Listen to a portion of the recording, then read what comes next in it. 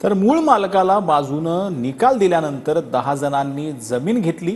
त्यावेळेला त्यातील 2 एकर जमीन मी देखील घेतली हे मान्य करतो। औंधमधील जमिनीच्या मुद्द्यावरती गोपीचंद पडळकरांनी ही प्रतिक्रिया दिली आहे। तर मला माहिती मिळाली की खाडे जयंत पाटलांचं पिल्लू आहेत असं गोपीचंद पडळकर यांनी म्हटलंय। जयंत पाटलांमध्ये समोरून वार करण्याची हिंमत नाही असं देखील गोपीचंद पडळकर यांनी म्हटलंय।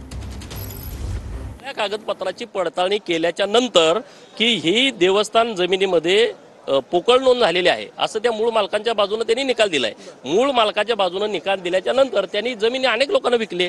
तेव्हा राष्ट्रवादी काँग्रेसचं सरकार होतं, भाजपचा काही संबंध असायचं कारण नाही, मी आमदार पण नव्हतो आणि तेव्हा तत्कालीन तिथले काही लोकप्रतिनिधी होते, अन्य काही लोक होती, त्यांनी त्यातली जमिनीचा भाग घेतलेला आहे। त्यातली 1-2 एकर जमीन मी स्वतः घेतलेली आहे, ते मी मान्य करतो। पण ही सगळी प्रक्रिया आहे, त्यात माझा काही विषयच नाही। ही राज्यमंत्री महोदयांनी परवानगी दिल्याच्या नंतर खरेदी केलेल्याचा विषय आहे आणि ते 34 एकर अमुक तमुक हे पूर्णपणे 100% खोटं आहे। त्याच्याशी आमचं कुठलं देणं घेणं नाही। कोण आहे हे मला माहित नाही, मी त्यांना ओळखत नाही, त्या बिचारीची माझी ओळख पण नाही। पण मला इथं विधान भवनात कालपासून सांगतात की जयंत पाटलाचं ते पिल्लू आहे। जयंत पाटलामध्ये हिंमत आणि धमक नाही गोपीचंद पडळकरच्या समोर येऊन लढायची आणि त्यामुळं तो अशी काहीतरी पिल्लं पुढे उभा करत असतो।